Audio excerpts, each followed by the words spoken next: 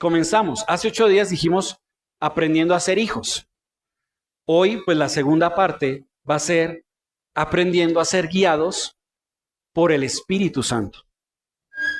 ¿Alguna vez te has preguntado por qué si somos hijos de Dios, por qué si somos de Cristo, todavía luchamos con nuestra manera de pensar, de sentir, de hacer? Como que yo creo en Dios, pero me veo luchando, todavía como que me veo brotando en mí cosas que no debería.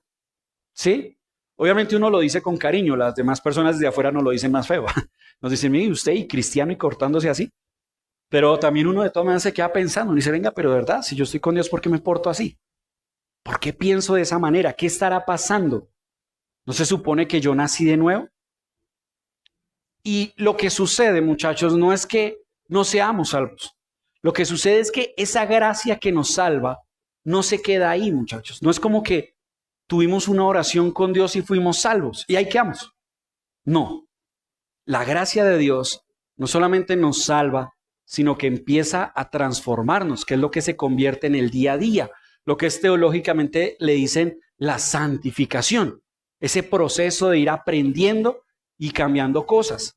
Porque resulta, muchachos, que si pensamos en el ser humano como espíritu, alma y cuerpo, el espíritu, podríamos decir que ahí estaba la naturaleza pecaminosa que ya murió y ahora hay una nueva creación, ¿sí?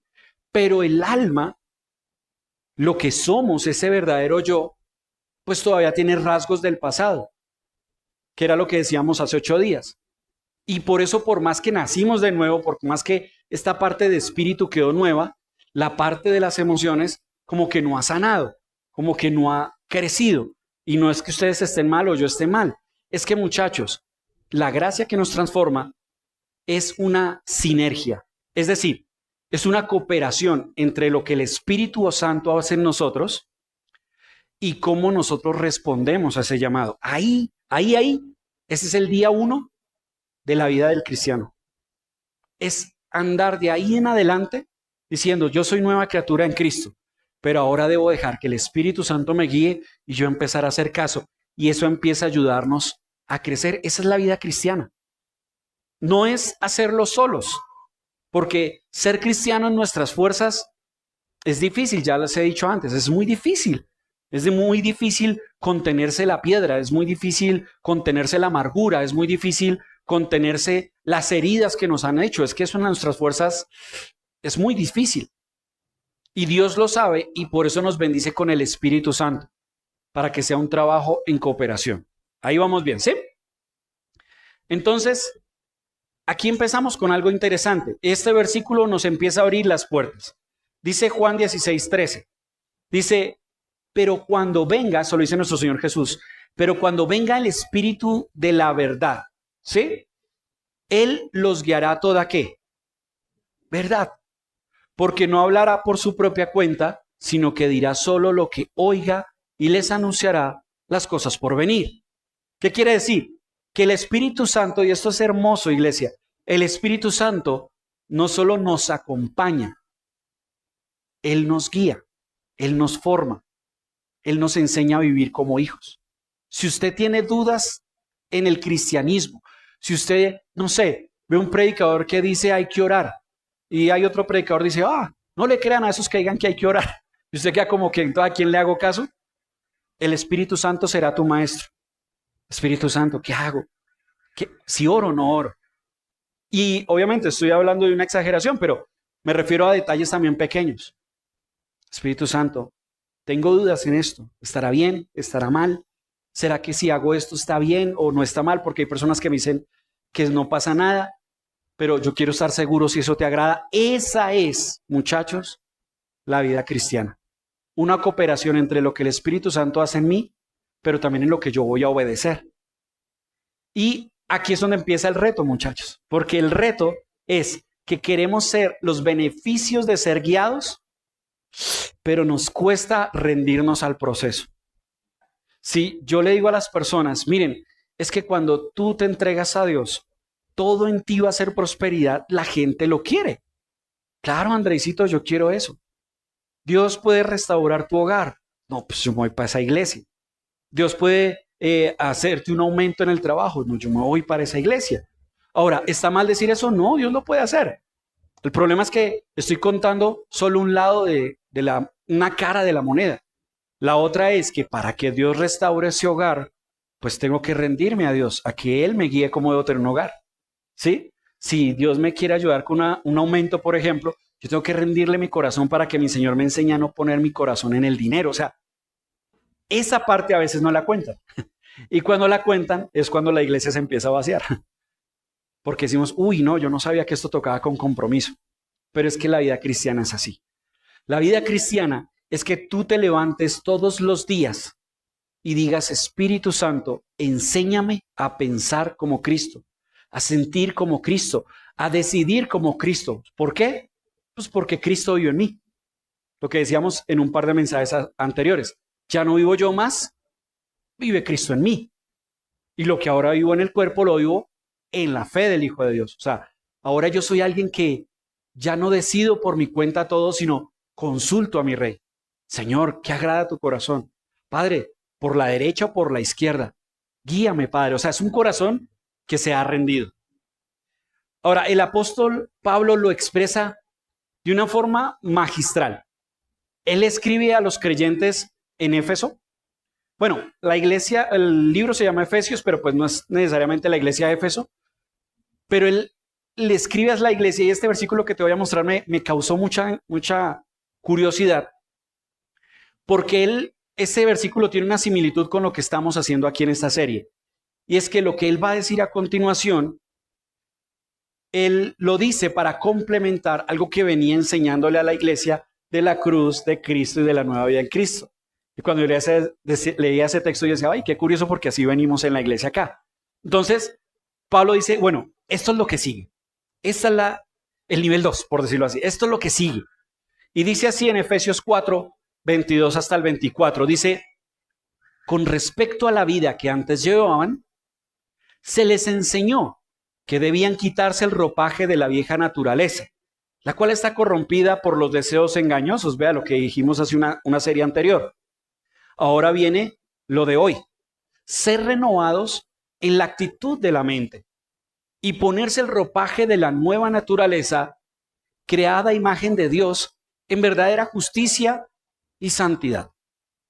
Es decir, Pablo no está hablando de una apariencia, de tener cara de cristiano. No, él dice, hay que tener una identidad, pero una identidad que se viva. Ahora debemos pasar a eso. Ya entendimos la cruz, ya entendimos lo que nuestro Señor hizo por nosotros, ya entendimos que ya no debemos seguir a la vieja naturaleza, pero hay que seguir adelante. Ahora lo que sigue es tener una nueva identidad que se viva, la identidad en Cristo. No es, y esto es importante, no es parecer mejores. No es, Andresito, claro, tienes razón, yo ya soy cristiano y creo en el Evangelio. Me va a tocar desde mañana ponerme juicioso a ser mejor. No, porque volvemos al punto inicial de creer que es en tus fuerzas. No, es empezar a que permitas que lo que ya está en ti empiece a florecer, empiece a ser natural, empieces a dejar que florezca lo que Cristo ha hecho en ti. ¿Sí? La transformación comienza cuando dejamos que el Espíritu Santo haga su parte y nosotros hacer la nuestra en obedecer. Es así de sencillo. Mire, sería bueno, Andrés, pero es que es cómo. Eso es lo que vamos a hablar hoy. Eso es lo que vamos a mirar hoy. Cómo obedecer, cómo rendirnos, cómo renovar nuestra manera de pensar. Porque el mensaje de hoy no es para preguntarnos si el Espíritu Santo está obrando en nosotros. No, Él está obrando en nosotros. La pregunta de hoy es, ¿cómo puedo colaborar con Él en esa obra interior? Y esa colaboración existe porque no quiere decir que ahora que soy cristiano soy un robot sin voluntad, que reacciona a lo que Dios hace conmigo. No, yo sigo siendo yo. Pero ahora me someto a lo que mi Señor dice. ¿Ven? Entonces, hoy vamos a hablar de eso, de cómo el Espíritu Santo nos ayuda a renovar nuestra mente, a sanar nuestras emociones y a fortalecer nuestra voluntad. O sea, no estás solo ni sola en el camino cristiano. Dios te ha provisto del Espíritu Santo. Ahora tienes que aprender a conocer cómo el Espíritu Santo te ayuda y verás que las cosas empiezan a fluir solas. que es lo que Dios planeó para nosotros. Dicho esto, empecemos. Entonces está el Espíritu Santo, renueva nuestra mente. Entonces, ¿por qué empezamos con la mente? Porque el primer campo donde el Espíritu Santo va a tratar contigo y conmigo es en la mente. Antes de que Dios trate con nuestro exterior, Él va a tratar primero con nuestro interior. Porque la mente es la manera en que interpretamos las cosas. ¿Sí? Si alguien no me habla, yo puedo decir, no me vio o no me distrajo. O yo puedo pensar otra cosa. Si la economía está mal en el país, yo puedo pensar en que Dios me va a proveer o puedo pensar que yo me voy a hundir con todo lo que están haciendo ahorita en las reformas. ¿Sí? Si hay mucha enfermedad a mi alrededor, yo puedo pensar en que Dios me va a guardar y que yo me debo cuidar, o puedo pensar, nos fregamos todos porque se nos va a venir esa enfermedad. Entonces la mente es la que interpreta el mundo. Y por eso Dios empieza por la mente, el Espíritu Santo empieza con trabajar nuestra mente para que empecemos a organizar nuestros pensamientos, a organizar, y para eso es que gobierne el Señor. Por eso en el libro, en el pasaje que les decía de Efesios, decía en el 23, ser renovados en la actitud de su mente. Renovados, y hoy vamos a estar un poquito como entre griego y harto versículo, pero es necesario, y es que renovados es ananeo, que significa no solamente algo que se renueva, sino algo que se renueva todos los días. O sea, esa es la idea que da Pablo. Cuando dice ser renovados en la actitud de su mente, dice esto es de todos los días. Esto es de cada pensamiento tuyo. Esto es de tu día a día, en el trabajo, en la familia, cuando estás solo. Eso es una constante. Cada pensamiento que llega a ti, cada cosa que tú piensas, las empieces a poner delante de Dios para que Él te guíe, para que Él te enseñe cómo ahora debe ser tu nueva manera de pensar. ¿Sí? Es que eso es lo que se refiere renovados. Por eso hay una responsabilidad de nosotros. El Espíritu Santo, chicos, día tras día va a ir reemplazando en tu mente ideas viejas. Esas ideas viejas que nacieron quizás del dolor, o nacieron del miedo, o nacieron de alguna herida. Esas viejas maneras de pensar que nacieron de ese pasado tan feo, el Espíritu Santo empieza a renovártelas. Empieza a renovártelas. ¿Sí? Eso es lo que hace el Espíritu Santo, porque muchachos, nosotros tenemos muchas mañas muy arraigadas, pero que nacieron fue del dolor. Entonces, no sé, me cuesta hacer amigos, porque he tenido amigos que me la han hecho. Eso ya es un pensamiento que nace de una herida. Entonces el Señor va a empezar a trabajar en tu vida en eso para que reinterpretes tu situación. Quizás suena un poco enredado, pero para mí el mejor ejemplo es de una mente renovada es José. Todo lo que le hicieron a ese man. Y él tenía dos opciones: vengarse y tener rencor y decir la familia no sirve para nada. La familia solo ha servido para hacerme la vida imposible. O, como lo dijo en el versículo, tranquilos muchachos, lo que ustedes planearon para mi mal, Dios lo hizo para mi bien. O sea, siguen que es una mente que tiene la misma situación, la situación no cambió, eso pasó, pero ya su mente reinterpreta las cosas de una manera muy sana. Por eso es importante este pasaje que sigue, Romanos 12:2. Dice, no se amolden al mundo actual, sino sean transformados, ahí tiene también la misma implicación de renovados, mediante la renovación de su mente. Así podrán comprobar cómo es la voluntad de Dios, buena, agradable y perfecta. A mí me encanta esta versión de Nueva Versión Internacional porque a veces decimos, no, porque la voluntad de Dios es buena, agradable y perfecta.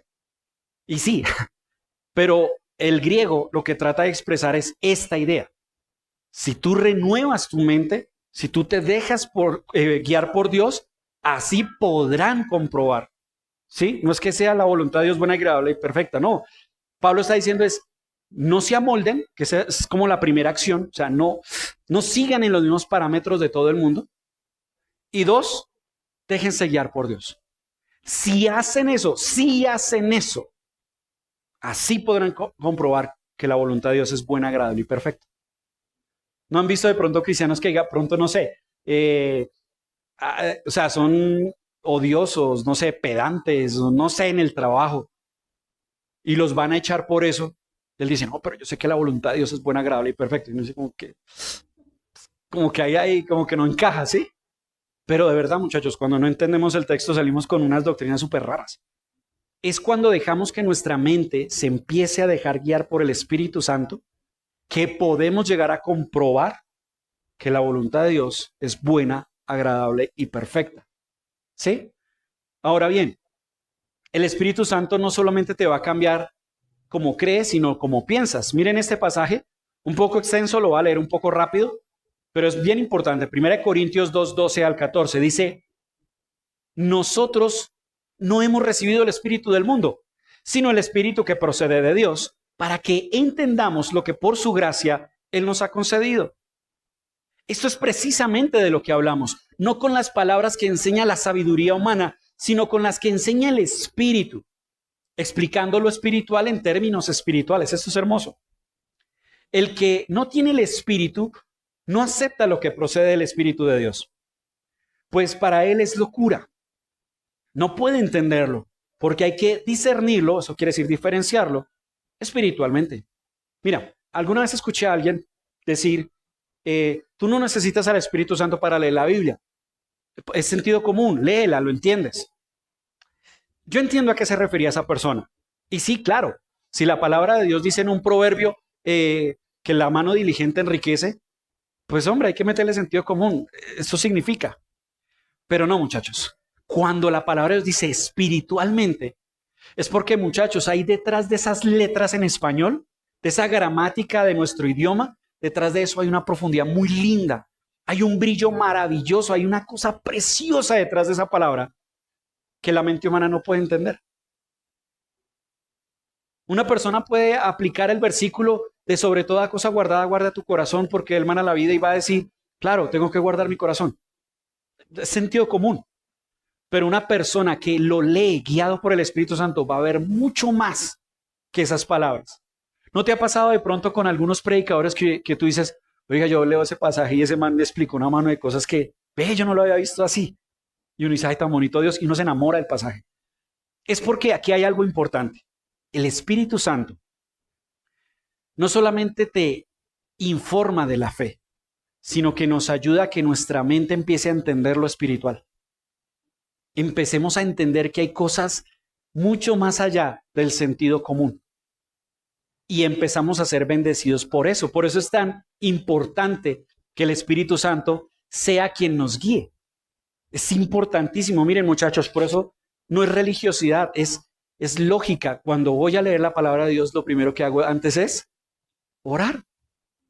Papito Dios, por favor, enséñame en tu palabra. Porque si no se nos vuelve una lectura vacía. Y pasa. Hay personas que ya están cansadas de leer la parábola del sembrador. Pero ponte en una oración y vuelve y lo lee y vas a decir, uy, no, Dios me habló en ese pasaje que me lo he leído 80,000 veces. Pero hoy fue diferente, hoy Dios me mostró tantas cosas tan bellas. A eso se refiere Pablo. A eso se refiere Pablo cuando él dice, y el que trata de entender las cosas de Dios con su mente natural, pues las cosas de Dios le van a parecer locura. Pero el que se deja guiar por el Espíritu Santo entiende lo espiritual. ¿Sí? Pero aquí empieza la colaboración nuestra. El Espíritu Santo nos revela lo espiritual. Genial. Pero aquí viene la colaboración nuestra que está en Filipenses 2:5. Dice, la actitud de ustedes debe ser como la de Cristo Jesús. Es decir, el Espíritu Santo nos enseña, pero la actitud, o sea, nuestra acción, nuestra parte, debe ser como la de Cristo Jesús. Es decir, yo hago caso. Yo me dejo enseñar. Yo escucho. Es decir, el Espíritu nos da la mente de Cristo, pero nosotros decidimos adoptarla. El Espíritu ilumina, pero tú decides si lo abrazas. Miren, eso suena un poquito a misterio, pero es que ahí va la vida cristiana. Cada vez que tú tienes una situación y escoges no reaccionar desde la herida, sino desde lo que Dios te enseña, en ese momento hubo esa sinergia. El Espíritu Santo te dijo, no reacciones así. Y tú dijiste, sí, Señor, yo hago caso. Ahí hubo esa sinergia. Ahí hubo ese momento. Eso es la vida cristiana. Te ves enfrentado a decir, no puedo. nadie me entiende.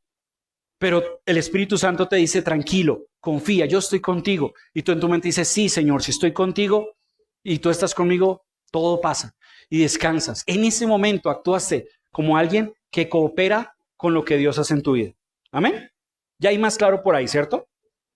Porque, y escúchalo bien, la mente carnal interpreta la vida desde la herida. Todo lo que tú interpretes de tu situación desde la herida, lo único que haces es envenenarte. Porque a mí todo me sale mal. Pero ¿por qué me tienen que pasar estas cosas a mí? Yo no le hago daño a nadie. Yo estaba tranquilo en esto y mire lo que me pasa. ¿Por qué nací en esta familia? ¿Por qué tuve este pasado? ¿Pero por qué la situación es así? ¿Por qué trato de hacer lo bueno y todo me sale mal? Y te enojas y te llenas de rabia. Pero muchachos, estamos actuando con la mente carnal. Cuando tú te calmas por un momento y dices, bueno, está bien, pero listo, Padre, pongo en tus manos esto porque la verdad esto me ofende, esto me dolió, esto me dio rabia. Pero guíame tú.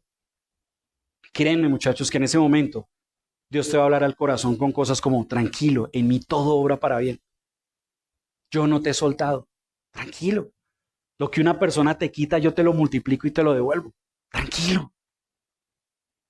¿Esta gente te ofende? Tranquilo, yo te amo. Dime qué amor te importa más, el de ellos o el mío. Y uno, uy, no, Dios, el tuyo. Ah, pues yo te amo. Señor, a mí me juzgan porque hago y no hago. Yo no te juzgo, yo te amo. O sea, es una vaina tan diferente porque la carne actúa desde la herida, pero la mente que se deja guiar por Dios actúa desde otro fruto, desde la guía de Dios. Y empiezo a dejar que mi pensamiento diario se deje revelar por el Espíritu Santo, muchachos. Es cuando tú ves a esas personas que, perdón, pero parecen locas, porque uno las ve tranquilas. Uno las ve tranquilas, como que, bueno, está bien, sigamos adelante. Y uno dice, oye, esta persona es como tonta, como que no reacciona. No, no, no, no, no. Esa persona sencillamente está dejando que sea Dios quien le guíe. No se va a dejar envenenar tontamente, porque entiende que si me dejo envenenar, si me dejo afectar por mi pasado, por mis heridas, pues hombre, no voy a avanzar. Si siempre estoy abriéndome la herida yo mismo con mi cabeza, no voy a ir hacia adelante. Jamás. Jamás. Una persona que se queda en el rencor, una persona que se queda en su pasado, es que a mí, no sé, de chiquito me miraron, no sé. Sí, es real, eso duele, pero si tú dejas que esa mente la coja más bien Dios, tú vas a decir, lo que otros hicieron para hacerme daño, Dios lo ha convertido para mi bien. Cuando en mi caso sucedió, yo le decía a mi Señor que yo sentía que estaba herido. Yo le decía, Señor, hay cosas que yo no he sanado. De mi niñez hay cosas que yo no he sanado. Hay cosas que yo no he superado de mi adolescencia. Hay cosas que no he superado que me han pasado en estos ámbitos de iglesia. Y ¿sabes qué fue lo primero que se me vino a la cabeza carnalmente? Regresión del pasado. Voy a empezar a mirar parte por parte y voy a empezar a sanarlo. Pues es lo normal. Pero a mí lo que Dios me dice es, André, es que tú ya no tienes pasado. Tú eres nueva criatura en Cristo. Y yo, sí, Señor, pero es que eso me dolió. Y él me va a decir, sí, André, pero en mí te ha ayudado a que toda esa herida que has traído te ha ayudado a ser más empático con las personas. Tú no eres capaz de hacerle daño a esas personas porque como lo sufriste, eres una persona que eres capaz de dar amor. Mira cómo yo convierto tu pasado en un beneficio. Y uno dice, ah, bueno, Dios, si las cosas están así, listo, mi rey. Eso es una mente, muchachos, eso es una mente que uno empieza a dejar poquito a poco a que sea el Espíritu Santo que me guíe. Y así, muchachos, no va a ser la ira la que los guíe. Y eso me lleva a pasar de la mente a lo siguiente. El Espíritu Santo sana nuestras emociones. Nuestras emociones. Miren, muchachos, sanar en Dios. Cuando hablamos de sanidad, cuando decimos hay que hacer un proceso de sanidad, esa sanidad es empezar a reinterpretar todo lo que tienes, pero con la mente de Cristo. Y Dios te va a mostrar que todo lo que te pasó no fue porque sí, ni porque malo, ni porque no sé qué, sino porque la vida es así. Pero en esas cosas Dios te prospera. A José lo metieron en un pozo y lo vendieron como esclavo. Pero eso nunca troncó el propósito de Dios en José.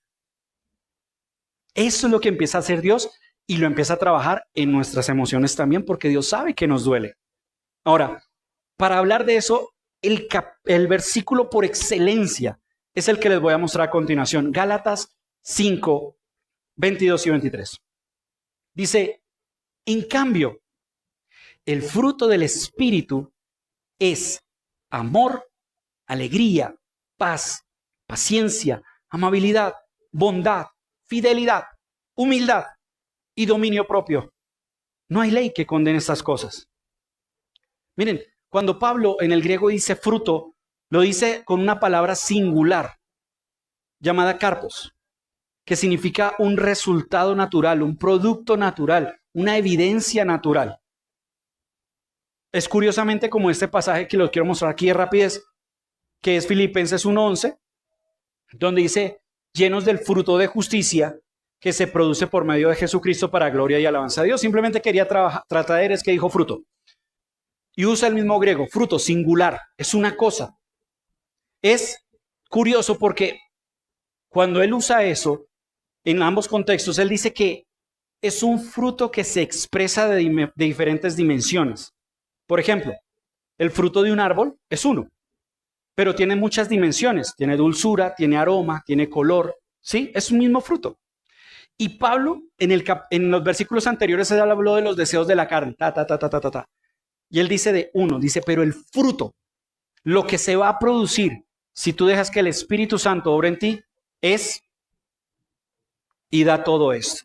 Entonces, ¿por qué es importante, André? Por dos razones.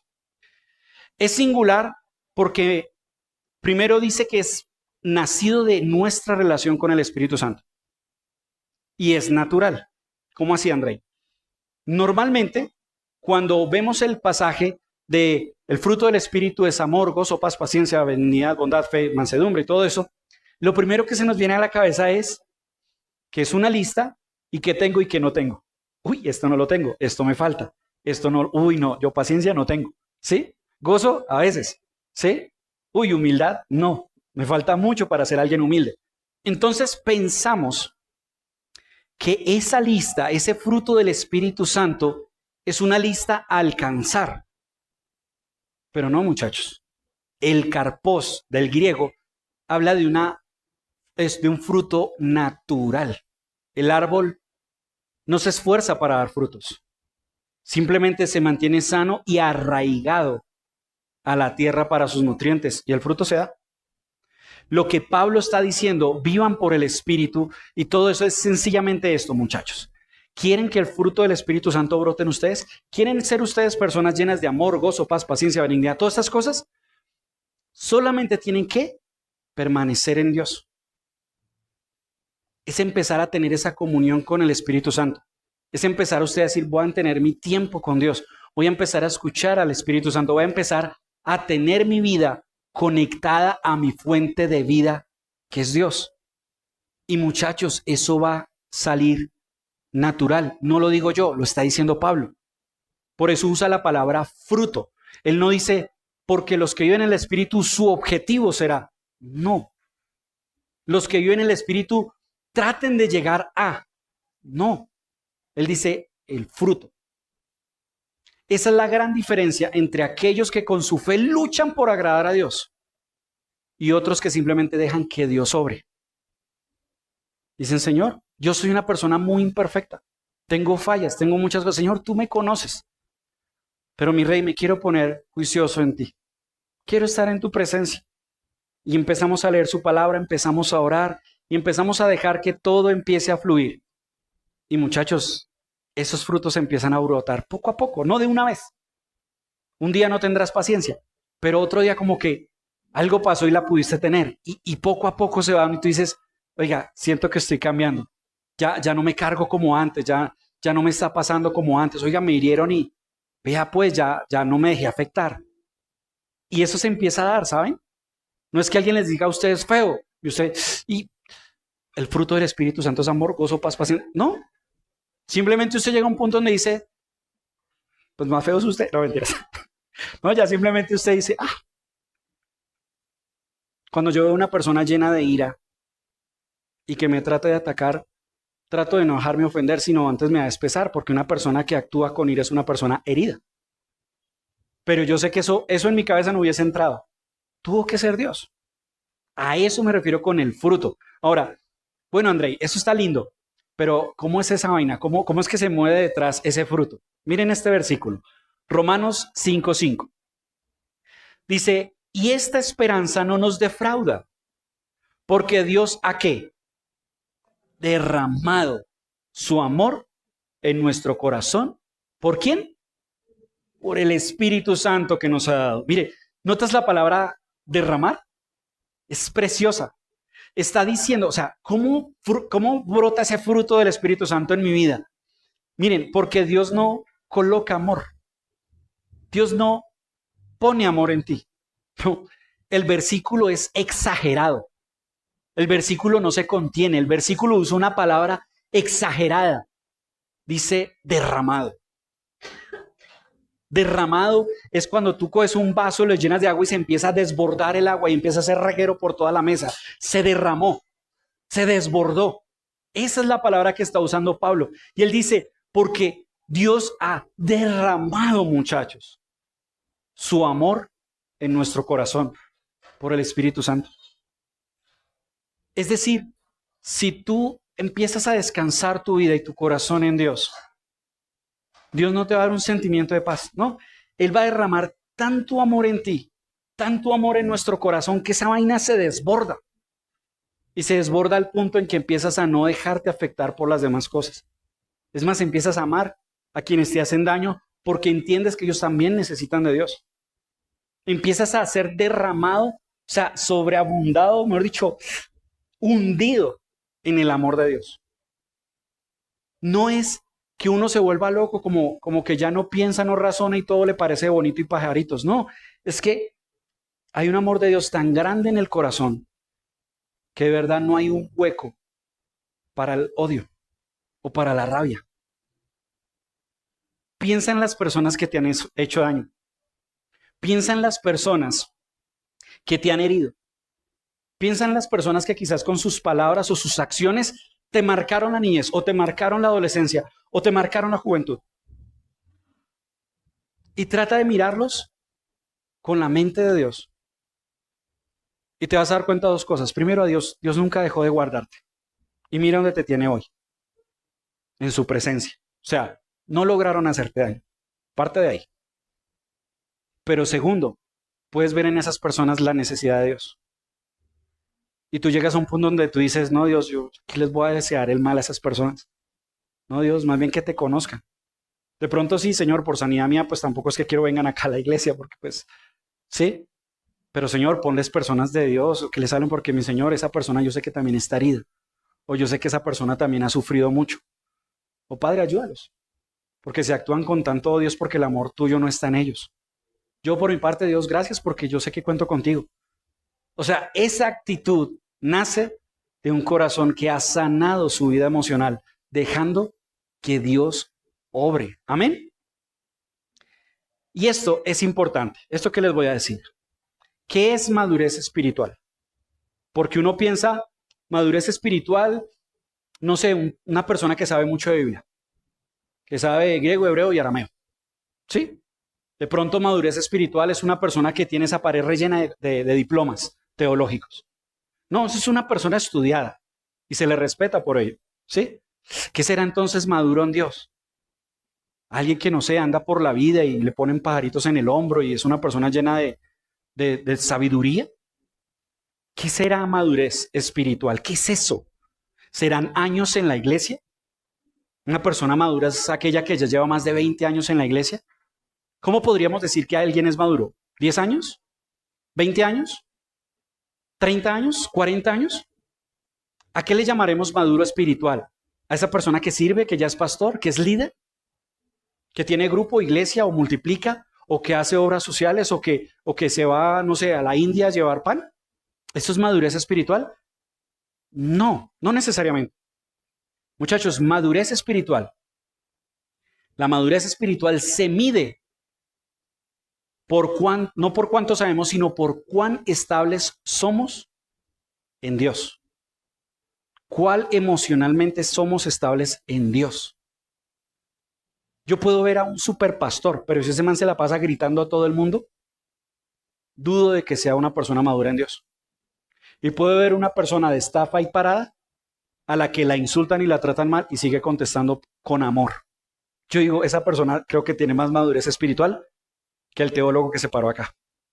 Muchachos, la madurez espiritual se mide en tu vida emocional y en cómo tú te rindes a Dios todos los días. Como les decía hace 8 días, si solo te sabes 3 versículos, no importa, desde que sean los que 3 apliques, estás del otro lado. Entonces, eso es madurez, eso es lo que Dios sana. Y lo tercero es que no solamente trabaja tu mente, el Espíritu Santo, no solamente sana tus emociones, sino que obviamente va a fortalecer, ¿qué? Tu voluntad.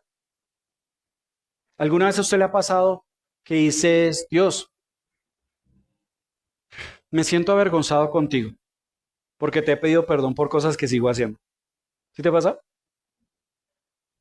O la embarras y pecas y dices, ay, Dios mío, otra vez. Padre, ya ni sé cómo pedirte perdón. O sea, de verdad ya no sé ni cómo pedirte perdón. O sea, ya te he pedido perdón tantas veces y sigo fallando en lo mismo. ¿Será que es que tú no eres un buen cristiano? Pues te voy a mostrar un muy buen cristiano. Y mira lo que dice en Romanos 7:19. Dice, de hecho, no hago el bien que quiero, sino el mal que no quiero. ¿Te suena a ti? Como que eso reinterpreta lo que tú haces todos los días. Pues esto lo está diciendo Pablo. El Espíritu Santo no solo me transforma en mis pensamientos y en mis emociones, sino también Él me va a ayudar en mi capacidad de decidir. Porque el Señor Jesús dijo, el Espíritu está dispuesto, pero la carne es débil. O sea, tú no sorprendes a Dios cuando fallas. Y no porque falles, Dios va a dejar de verte. La falla sí hace daño, pero Dios no va a dejar de amarte. Dios sabe que estamos en el camino, en un proceso. Y alguien me preguntaba, Andrei, ¿cómo así lo del proceso? Bueno, el proceso es cuando tú reconoces que eso está mal, ¿no? Porque si alguien lo ve como bueno, pues no es proceso. Ya de verdad tienes que cambiar tu mentalidad. Pero quien sabe y es consciente de eso y dice, Señor, es que yo no quiero fallarte, está en un proceso. Dice Filipenses 2:13, un versículo muy conocido. Dice, pues Dios es quien produce en ustedes tanto el querer como el hacer. ¿Para qué? Para que se cumpla su buena voluntad. ¿Sí ven, muchachos? Porque les digo que no entender eso nos lleva a ser cristianos esforzados, o sea, como sufridos para tratar de agradar a Dios. Pero Pablo no dice eso. Pablo nos dice, esto es sinergia. Eso es tú obedeciendo a Dios, pero no olvides que Dios también va a estar ahí. Y por eso Pablo dice, es Dios quien produce en ustedes tanto el querer como el hacer, para que se cumpla su buena voluntad. O sea, Dios también colabora con el Espíritu Santo para que tú tengas ese deseo y esa fuerza para cumplir. Pero hay que poner de nuestra parte. Por eso Gálatas 5, en un versículo entre el 16 y el 18, dice, vivan por el Espíritu y no sigan los deseos de la naturaleza pecaminosa. Entonces, miren, Romanos 8:13, es que quería traerles varios versos. Dice, porque si ustedes viven conforme a ella, o sea, dejándose guiar por la carne, morirán. Pero si por ¿quién? Por medio del Espíritu, dan muerte a los malos hábitos del cuerpo, vivirán. Miren, ahí hay una revelación maravillosa. Vuelvo y les digo, ¿sí? Porque no tiene sentido que alguien lo haga solo en sus fuerzas. El texto dice, ¿por medio de quién? Del Espíritu. ¿Y el Espíritu qué va a hacer? Dar muerte. ¿A qué? A los malos hábitos del cuerpo. Mire, hábitos. Ya no dice que está en usted. ¿Sabe por qué dice que no está en usted? Porque usted se murió. Usted se murió en la cruz. La naturaleza pecaminosa quedó allá, perdió su poder.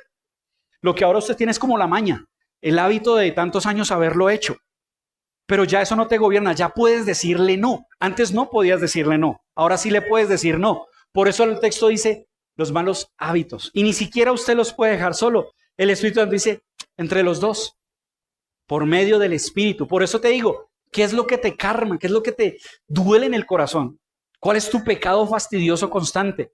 Tranquilo, tú no eres preso de eso. Puedes decirle al Espíritu Santo, ayúdame a darle muerte a ese mal hábito que está en mi cuerpo. Eso es la vida cristiana.